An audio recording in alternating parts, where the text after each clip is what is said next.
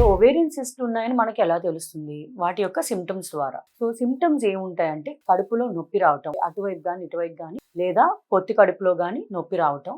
ఇంకొకటి irregular cycles అంటే periods ఇర్రెగ్యులర్‌గా రావడం గాని, లేదా ఒక్కొక్కసారి పీరియడ్స్ పూర్తిగా ఆగిపోవడం ఆర్ డిలే అవ్వడం ఇట్లాంటివి ఉంటాయి. అండ్ ఇంకొకటేంటంటే కలిసేటప్పుడు అంటే హస్బెండ్ అండ్ వైఫ్ కలిసేటప్పుడు పెయిన్ రావటం. ఇది యూజువల్‌గా కొంచెం పెద్ద సిస్ట్ ఉన్నప్పుడు జరుగుతుంది. దాన్ని డిస్పరోనియా అని అంటారు. ఇంకొకటేంటంటే హెవీ బ్లీడింగ్ గాని, బ్లీడింగ్ తక్కువగా అవ్వడం గాని. ఈ రెండిట్లో ఏదైనా కూడా ఓవేరియన్ సిస్ట్‌లో ఉండొచ్చు. ఇంకొకటి యూరిన్ ఎళ్ళేటప్పుడు గాని, మోషన్ ఎళ్ళేటప్పుడు గాని ఇవి పెద్ద సిస్ట్‌లయితే గనక డిఫికల్టీ ఈ యూరిన్ ఎళ్ళేటప్పుడు, మోషన్ ఎళ్ళేటప్పుడు కొంచెం ఇబ్బందిగా ఉండటం గూడా జరుగుతుంటుంది ఓవేరియన్ సిస్ట్‌లో. ఒకవేళ మీకు ఇలాంటి సింప్టమ్స్ ఏమైనా ఉన్నప్పుడు మీరు డాక్టర్‌ని కన్సల్ట్ చేయాలి. ఇన్ కేస్ ఇలాంటి సింప్టమ్స్ ఏమీ లేనప్పుడు యూజువల్‌గా ఇన్‌ఫర్టిలిటీ ఎవాల్యుయేషన్ గాని ఆర్ రొటీన్ చెకప్స్‌లో వచ్చినప్పుడు ఈ సిస్ట్స్ అనేవి డయాగ్నోస్ అవుతాయి. సో యూజువల్‌గా సిస్ట్ ఎందులో డయాగ్నోస్ అవుతుంది అనంటే అల్ట్రాసౌండ్ స్కాన్‌లో డయాగ్నోస్ అవుతుంది. ఇన్ కేస్ మనకి ఇది క్యాన్సరా లేకపోతే నాన్ క్యాన్సరసా అని డౌట్ ఉన్నప్పుడు సీటీ గాని, ఎంఆర్ఐ గాని చేసుకొని డయాగ్నోస్ చేస్తాం.